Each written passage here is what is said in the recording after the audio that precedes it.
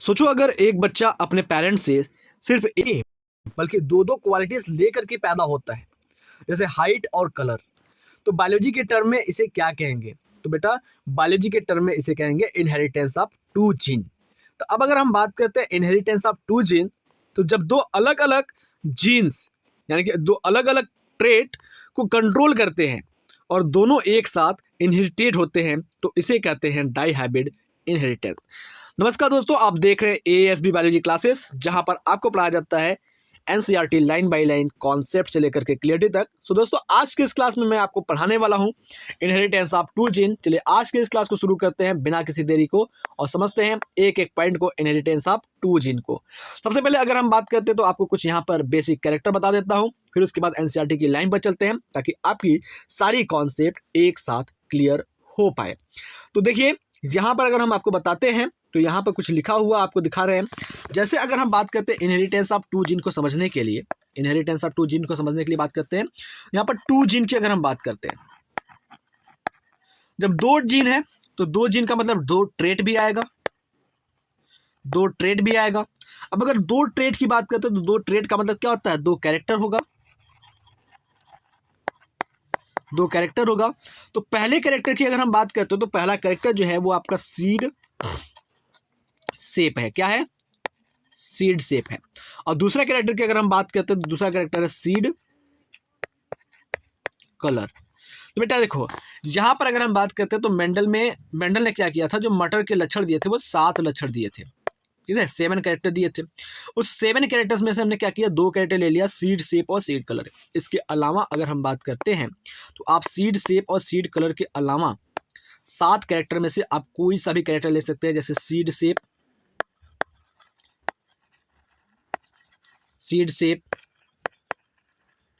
Plant height, seed shape plant height ले सकते हो, प्लांट हाइट, पॉड शेप ले सकते हो, प्लॉट शेप ले सकते हो। इसके अलावा अगर हम बात करते हैं तो आप ले सकते हैं प्लांट हाइट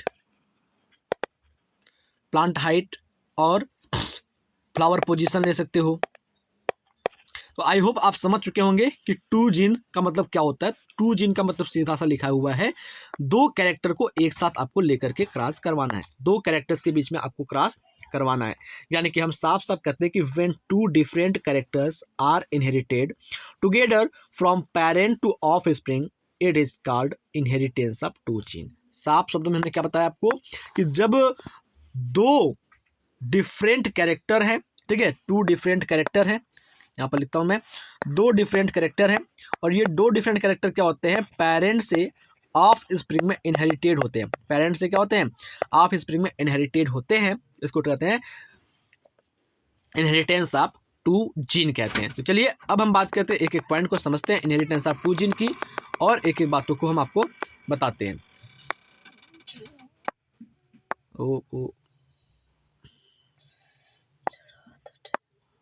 चलिए आगे देखते हैं। तो यहाँ पर मेंडल ने क्या लिख करके बताया है, तो मेंडल ने साफ शब्दों में लिख कर बताया है, जस्ट एक सेकेंड, यहाँ पर लिख करके बताया है कि मेंडल आल्सो वर्कड, यानी कि मेंडल जो कार्य करते थे with the cross P plant, यानी कि पी प्लांट के साथ, यानी कि मटर के पौधे के साथ क्या करते थे, वो क्रॉस करते थे। डैट डिफर्ड, जो कि अलग होते थे, इन टू कैरेक्टर्स, दो अलग अलग कैरेक्टर्स में, as is seen in the cross between pea plant and has seed with the yellow colour. यानी कि बात करते हैं तो यहाँ पर साफ शब्दों में बताया जा रहा है आपको कि मेंडल क्या करते थे, जब मटर के ऊपर क्रॉस करवा रहे थे तो मटर के ऊपर क्रॉस करवाते दौरान क्या किया, उन्होंने दो कैरेक्टर लिया। पहला क्या लिया, उन्होंने ले लिया सीड कलर, ठीक है, क्या ले लिया, सीड कलर ले लिया, सीड कलर ले लिया, और दूसरा क्या ले लिया उन्होंने, सीड शेप ले लिया। अब सीड सेल में क्या थे, सीड शेप में दो चीजें थी, दो चीजों का मतलब एक डोमिनेंट था, एक रिसेसिव था। तो डोमिनेंट जो कैरेक्टर था सीड शेप का वो क्या था, राउंड था, और जो रिसेसिव कैरेक्टर था सीड शेप का वो क्या था, रिंकल्ड था। और इसी तरीके से सीड कलर की अगर हम बात करते हैं तो सीड कलर में जो डोमिनेंट कैरेक्टर था, तो सीड कलर में डोमिनेंट कैरेक्टर की अगर हम बात करते थे तो आपका यहाँ पर येलो कलर जो था वो क्या था, डोमिनेंट था, और जो आपका ग्रीन कलर था वो ग्रीन कलर क्या था, रिसेसिव था। तो ये दो कैरेक्टर हो गए। अब इन दोनों डोमिनेंट को एक साथ और दोनों रिसेसिव को एक साथ रखा उन्होंने, ठीक है। दोनों डोमिनेंट यानी कि अगर हम बात करते हैं येलो और राउंड को एक साथ रखा, ग्रीन और रिंकल्ड को एक साथ रखा। फिर उसके बाद उन्होंने क्या करवाया, क्रॉस करवाया, और क्रॉस करवाने के बाद जो भी रिजल्ट मिला उसके बारे में हम आगे चर्चा करेंगे। आगे देखते हैं तो यहाँ पर क्या लिखा हुआ है उसको समझते हैं। यहाँ पर साफ शब्दों में लिखा हुआ है कि cross between a pea plant that has seed with yellow colour and round shape, यानी कि सीड क्या था, येलो कलर और राउंड शेप था, and one that had seed of green colour and wrinkled shape, यानी कि यहाँ पर शुरुआत में आपको बताया गया है, पहले दो डोमिनेंट बताए गए येलो कलर और राउंड शेप, उसके बाद दो रिसेसिव बताए गए हैं ग्रीन कलर और रिंकल्ड शेप बताए गए हैं, ठीक है। उसके बाद बात करते हैं तो यहाँ पर बताया गया फिगर 4.7 में, फिगर 4.7 में क्या किया गया, एक्सप्लेन करके दिखाया गया है। मेंडल फाउंड, मेंडल पाते हैं that the seed resulting from the crossing, यानी कि जो मेंडल पाते हैं वो क्रॉस के बाद रिजल्ट पाते हैं ऑफ द पेरेंट के had yellow coloured and round shape, यानी कि वो क्या पाते हैं, येलो कलर राउंड शेप पाते हैं सीड। यहाँ पर एक क्वेश्चन बनता है, here can you tell which of the character in the pair yellow green and round wrinkled shape was dominant, यानी कि ये कह रहा है कि किस पेयर में येलो ग्रीन और राउंड रिंकल्ड डोमिनेंट होंगे, ठीक है। उसके बारे में अभी नीचे इसके बारे में बताया जाएगा। देखिए यहाँ पर क्या लिखा है, दस तब येलो कलर वाज डोमिनेंट, जैसा कि देखा कि येलो कलर क्या होता है, अगर एक सीड पाते हैं मेंडल और मेंडल सीड पाते हैं क्या, yellow colour round shape, yellow colour round shape पाते हैं, तो येलो कलर राउंड शेप के लिए क्या बताया गया यहाँ पर,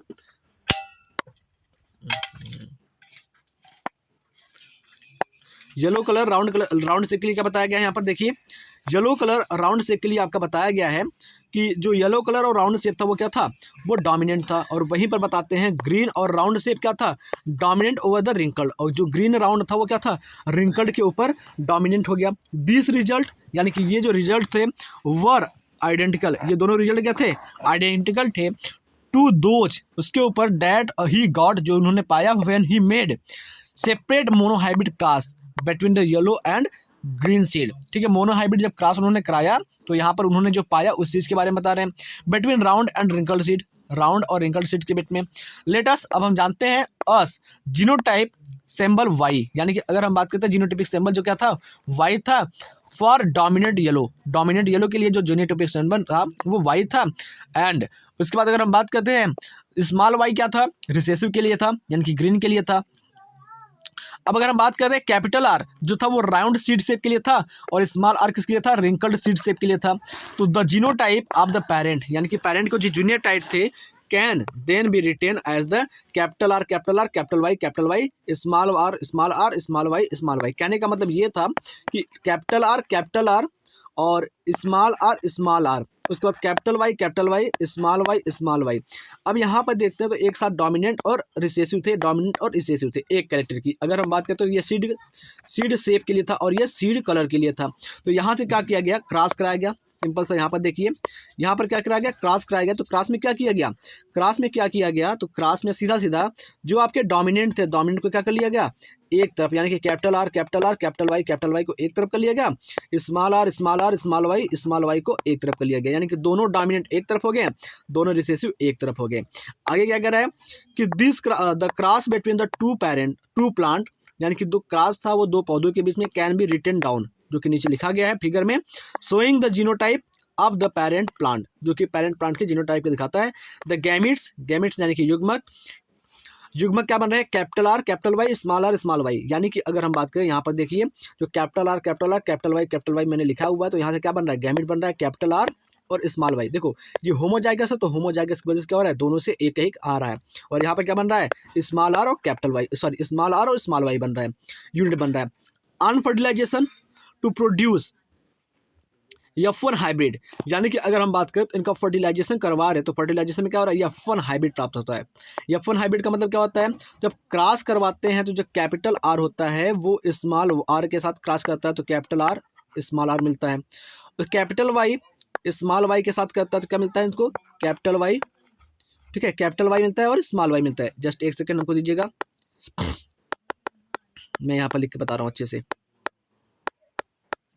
देखो कैपिटल आर का स्मॉल आर के साथ हुआ तो कैपिटल आर स्मॉल आर मिला, कैपिटल वाई का स्मॉल वाई के साथ मिला हो तो क्या हुआ, कैपिटल वाई स्मॉल वाई मिला। तो इस तरीके से क्या मिल गया यहाँ पर, F1 जनरेशन मिल गया। अब इस F1 जनरेशन में क्या करवाया गया, इसकी सेल्फिंग करवाई गई। यानी कि अगर हम बात कर रहे हैं तो यहाँ पर देखते हैं तो राउंड येलो सीड मिल रहा है और इसका क्या किया गया, सेल्फिंग करवाया गया। सेल्फिंग करवाने की बात करते हैं तो क्या हुआ, F2 जनरेशन के लिए कार्य किया गया। तो F2 जनरेशन में क्या होता है उसको देखते हैं। देखो यहाँ पर क्या हुआ, आगे बता रहे हैं कि when Mendel self hybridised the F1 plant he found the third मतलब 3/4 of F2 plants had yellow seed. यानी कि क्या करते हैं, जब वो F2 जनरेशन में ले जाते हैं तो F2 जनरेशन में ले जाने के बाद क्या होते थे, 4 में से 3, ठीक है, 4 में से 3 क्या पाते हैं, प्लांट पाते हैं येलो सीड। ठीक है, 4 में से 3 प्लांट क्या पाते हैं, येलो सीड पाते हैं। 4 में से 1 पाते हैं ग्रीन। ठीक है, और the yellow and green colour segregate in the ratio 3:1। 3:1 में क्या कहते हैं, वो सेग्रीगेट हो जाते हैं। Round and wrinkled seed shape also segregate. और राउंड रिंकल्ड शेप जो होते हैं, यानी कि सीड का जो राउंड कलर था और रिंकल्ड शेप था, वो तीनों भी क्या होते हैं, वो सेग्रीगेट हो जाते हैं 3:1 के रेशियो में।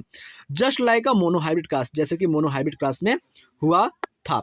आगे चलते हैं, आगे आपको क्या क्या रहा जाता है, यहाँ पर क्रॉस, जो कि मैंने थोड़ा सा ऊपर आपको लिख करके दिखाया था, वही चीज आपको यहाँ पर दिखाई जा रही है।